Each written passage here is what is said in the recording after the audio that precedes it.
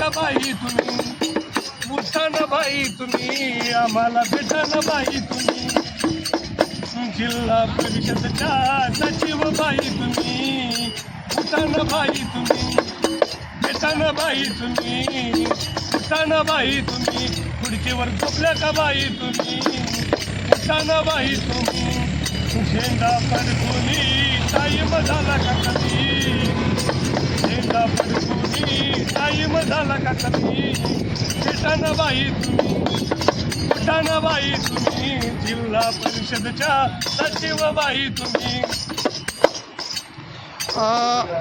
आपण प्रकाश बोर्डेच ना? हो सर. मूळच्या जाफरा तालुक्याचे. बरं, आज प्रजासत्ताक दिनी जिल्हा परिषदच्या परिसरामध्ये तुम्हाला आंदोलन करण्याची गरज का पडली? विषय असा आहे साहेब की मी 2022 पासून शिक्षक लोकांना गावातच मुख्यालयात राहायला पाहिजे हा विषय मी घेतलेला आहे.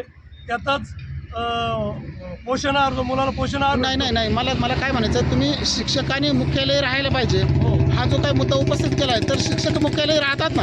नाही, मुख्यालय राहत नाही, परंतु त्यांनी खोटेपत्र मला 92 शाळेचे खोटेपत्र आलेले आहेत. त्याच्यावर खोटे म्हणजे? शेवटची सही शिक्के नाही, काही नाही. खोटे म्हणजे? खोटे म्हणजे आम्ही राहतो म्हणून. बरं. आणि त्यानंतर आम्ही चौकशी केली असता आम्हाला एकही शिक्षक गावात आढळून आलेलं नाही किंवा या पत्रावर बी ग्रामसेवक किंवा सरपंचाचे सही शिक्के नाही. बरं, मग हा घोषित प्रमाणपत्र पाठवले त्यांनी. बरं, हा सगळा प्रकार मग तुम्ही BOच्या BDOच्या किंवा COच्या लक्षात आणून दिला आहे का? हो, सर्वांच्या लक्षात आणून दिलं. त्यांनी फक्त एवढंच सांगितलं की 8 दिवसात कारवाई करतो किंवा 8 दिवसात तुमचं प्रकरण मार्गी लावतो. बरं, पत्र दिलेले आहेत. बरं, या विषयाला किती दिवस झाले? याला आता 2022 पासून चालली सर. म्हणजे 2022 पासून तुमच्या पत्राची दखल घेतली नाही असं म्हणायचं तुम्हाला? बरं. मग या सगळ्या प्रकारची वरपर्यंत तुम्ही पत्रव्यवहार केलाय का? हो, मी CO, कलेक्टर, आयुक्त आणि शिक्षण मंत्री दादा भुसे आणि मुख्यमंत्री देवेंद्र फडणवीस यांच्यापर्यंत हा पत्रव्यवहार केलेला आहे. बरं, या सगळ्या प्रकरणाला पाठीशी कोण घालतंय असं वाटतंय तुम्हाला? या सगळ्या प्रकरणाला पाठीशी संबंधित अधिकारी आणि आमदार, खासदार, मंत्री. बरं, यात स्थानिक प्रशासनाचा काही रोल, जसं की ग्रामपंचायत असेल, सरपंच असेल, मग हे सगळे लोक खोटे प्रमाणपत्र देतात का या लोकांना मुख्यालय राहत असल्याचं? त्याच्यामध्ये ग्रामसेवक आणि सरपंचांनी खोटे म्हणजे पत्र दिलेले नाही. बरं. शिक्षक लोकांनी स्वयं घोषित बनवलेलं आहे. बरं. त्यावर मुख्याध्यापकाचा आणि केंद्र प्रमुखाचं सही शिक्के. अच्छा, बरं. आता COला काय म्हणणार तुम्ही? शिवाला एकच मागणी आहे की ज्यांनी खोटे पत्र पाठवले, जर एका सामाजिक कार्यकर्त्याला खोटे पत्र पाठवत असाल तर साधारण लोकांची कशी दिशाभूल करत असतात, म्हणून त्यांच्यावर गुन्हे दाखल झाले पाहिजे. बरं, आजपर्यंत आम्ही असं बघितलं की लोक आमरण उपोषण करतात, साखळी उपोषण करतात, कोणी छोटा मोठा आत्मदहनाचा प्रयत्न करतं किंवा आत्मदहनाचा इशारा देतं.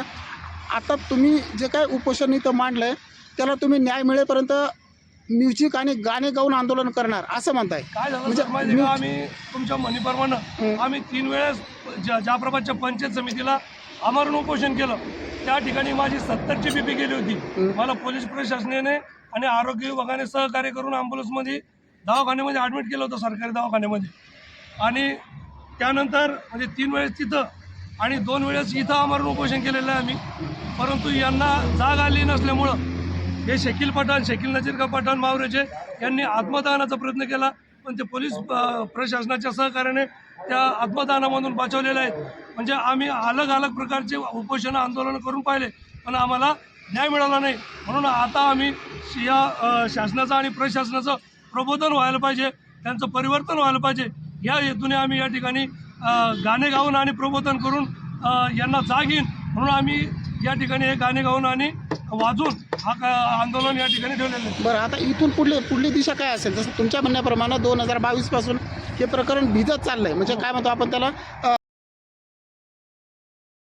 शासनानं जर दखल घेतली नाही, म्हणजे CO मॅडम असेल, कलेक्टर मॅडम असेल, यांनी जर दखल घेतली नाही